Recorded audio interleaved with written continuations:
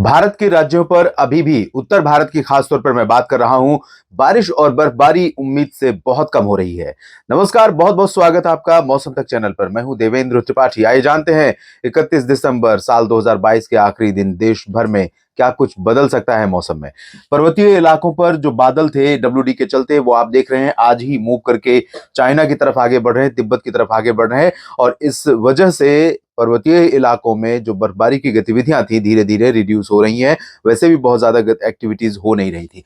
इसके अलावा पीछे से आप देख सकते हैं थोड़े क्लाउड बढ़ते हुए नजर आ रहे हैं, मूव करते हुए ये अफगानिस्तान और पाकिस्तान होते हुए आगे बढ़ेंगे ईरान से के रास्ते। लेकिन ये बादल भारत के पास पहुंचने से पहले ही और ज्यादा उत्तरवर्ती हो जाएंगे, तो इनका जो ट्रैक है वो भारत के करीब से ना होकर भारत से दूर हो जाएगा। तो ज्यादा इंपैक्ट फिलहाल इसका यहां पर भी नहीं पड़ेगा। साउथ इंडिया की तरफ देखें तो बंगाल की खाड़ी काफी एक्टिव है। बंगाल की खाड़ी के दक्षिणी भागों पर लगातार घने बादल बन रहे हैं और यहाँ पर आप देखिए काफी डेंस क्लाउडिंग है जो साउथ ईस्ट एशिया है, इंडोनेशिया समेत मलेशिया और आसपास के इलाकों में। और इसी वजह से अंडमान और निकोबार द्वीप समूह के ऊपर तमाम जगहों पर काफी घने बादल दिखाई दे रहे हैं। लेकिन भारत के मेन लैंड पर इसका इन बादलों का इंपैक्ट बहुत ज्यादा नहीं है। हालांकि कल थोड़ा सा क्लाउडिंग यहाँ पर बढ़ सकती है। ये तो रही बात क्लाउडिंग की, और अब हम जान लेते हैं फॉग की कंडीशन क्या रहने वाली है 31 दिसंबर को। क्योंकि उत्तर भारत के पर्वतीय इलाकों में जो बारिश और बर्फबारी हुई है और जो एयर में मॉइस्चर यहाँ पर पहुंचा है, उससे थोड़ा सा कोहरा बढ़ेगा। और पश्चिमी हवाएं रात में चलनी शुरू हो जाएंगी आज से, और दिन से चल रही हैं, लेकिन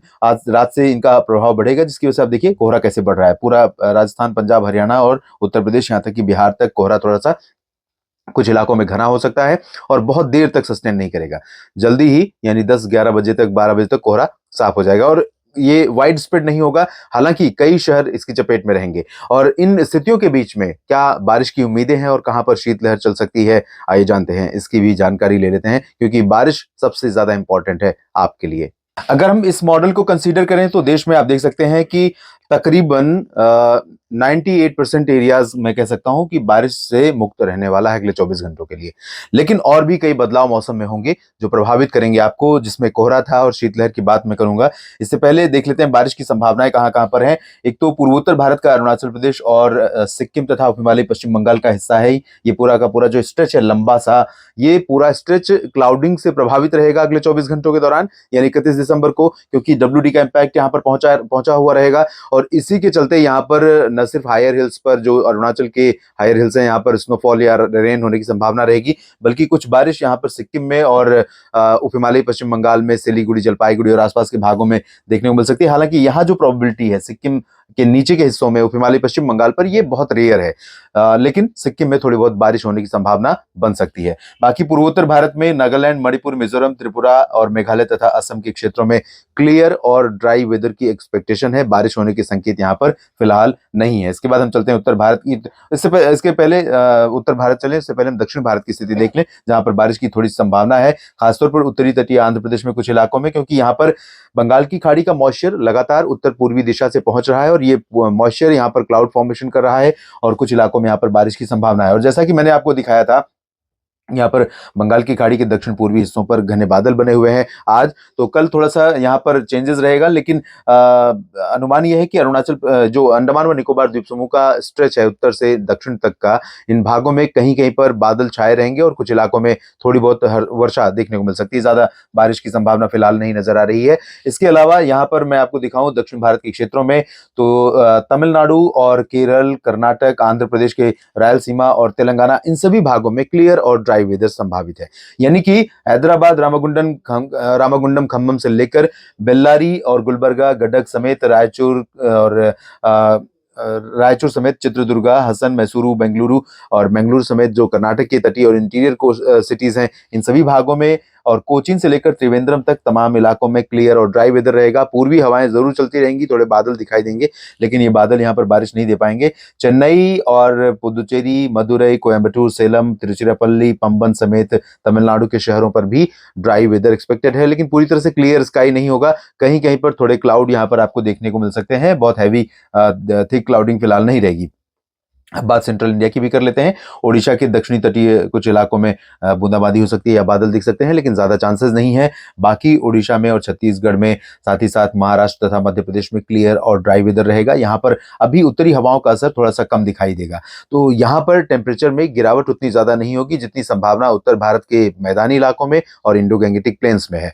और लेकिन पहले से थोड़ा सा चेंजेस जरूर है। महाराष्ट्र में कोंकण, गोवा और मध्य महाराष्ट्र के रीजन पर जो अरबियन सी का मॉइस्चर है लगातार पहुंच रहा है। बाकी जगहों पर थोड़ी सी हवाएं ठंडी वाली पहुंचेंगी उत्तर पश्चिमी दिशा की, और इस वजह से विदर्भ में, मराठवाड़ा के उत्तरी इलाकों में और उत्तरी मध्य महाराष्ट्र में कुछ जगहों पर तापमान में गिरावट हो सकती है। गुजरात में भी कुछ जगहों पर तापमान में थोड़ी बहुत गिरावट हो सकती है। छत्तीसगढ़ और ओडिशा पर कोई ज्यादा परिवर्तन नहीं है। ओडिशा से मेरे कई मित्र पूछ रहे थे कि यहाँ पर कोल्ड वेव कब चलेगी, छत्तीसगढ़ से लोग पूछ रहे थे, तो यहाँ पर अभी फिलहाल कोल्ड वेव जैसी कंडीशन अगले 24 घंटों के लिए नहीं है। उसके बाद सिचुएशन क्या होगी अगले बुलेटिन में मैं आपको बताऊंगा, अपडेट करूंगा।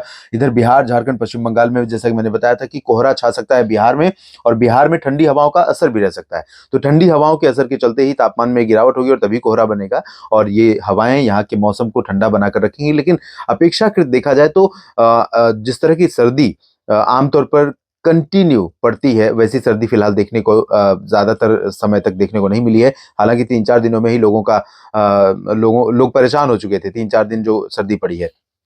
और ऐसा अनुमान भी था कि लानीना कंडीशन है तो थोड़ा सर्दी इस बार ज्यादा पड़ेगी। तो अभी समय बाकी है। अभी WD पर सब डिपेंड करेगा कि WD कितने आते हैं और किस तरह से बर्फबारी देते हैं, और उनके निकलने के बाद जब उत्तरी हवाएं चलेंगी तो वही मेन रोल प्ले करती हैं तापमान में गिरावट के लिए। और इसके अलावा सुदूर यूरोपियन कंट्रीज से होते हुए जो उत्तरी गोलार्ध का जो विंड पैटर्न है वो भी इम्पैक्ट करता है थोड़ा बहुत इंडियन रीजन को, जब वो अफगानिस्तान और पाकिस्तान के रास्ते होकर पहुंचता है। तो फिलहाल अभी थोड़ा सा चेंजेस हैं, इसलिए थोड़ा सा रिलीफ मिली है, लोगों को राहत मिली है। इधर उत्तर प्रदेश में पश्चिम, पूरब से लेकर पश्चिम तक, और राजस्थान, हरियाणा, पंजाब और दिल्ली, इन सभी भागों पर उत्तरी हवाओं का असर बढ़ने वाला है। और इन्हीं हवाओं के चलते ही यहाँ पर अमृतसर हो, फजिल्का, फरीदकोट या लुधियाना, पटियाला और अंबाला, यमुनानगर, करनाल, कुरुक्षेत्र, चंडीगढ़ से लेकर गुरुग्राम, फरीदाबाद और हिसार, सिरसा समेत नारनौल में भी, और इधर अलवर, जयपुर, भरतपुर, चूरू, गंगानगर, अजमेर, सीकर, इन सभी क्षेत्रों में तापमान में गिरावट होने की संभावना है। और इसी गिरावट के साथ मॉइस्चर जो एयर में थोड़ा सा यहाँ पर था वो सपोर्ट करेगा, और इसकी वजह से कोहरा छाएगा कुछ इलाकों में, मैदानी इलाकों में, पंजाब में, हरियाणा, दिल्ली और राजस्थान, उत्तर प्रदेश में। और ये कोहरा निश्चित रूप से विजिबिलिटी को इम्पैक्ट करेगा। तो भोर में, तड़के अगर आप निकल रहे हैं बाय रोड तो थोड़ा सा सतर्क रहिए। ट्रेनें थोड़ा सा लेट हो सकती हैं, एयर ट्रैफिक पर थोड़ा सा असर पड़ सकता है। बहुत ज्यादा असर फिलहाल आशंकित नहीं है, की आशंका नहीं है। पर्वतीय इलाकों में भी कोहरा रहेगा सुबह के समय, विजिबिलिटी प्रभावित होगी, कोल्ड वेव कंडीशन हो सकती है उत्तराखंड से लेकर जम्मू कश्मीर, हिमाचल प्रदेश में। लेकिन बारिश और बर्फबारी की संभावना फिलहाल 31 दिसंबर को यहाँ पर दिखाई नहीं दे रही है। तो देश भर में कुछ इस तरह से मौसम रहेगा। बाकी क्या कुछ बदलाव होगा 24 घंटों के बाद, उस पर मेरी नजर है, अपडेट करूंगा। बस आप मेरे साथ जुड़े रहिएगा। धन्यवाद।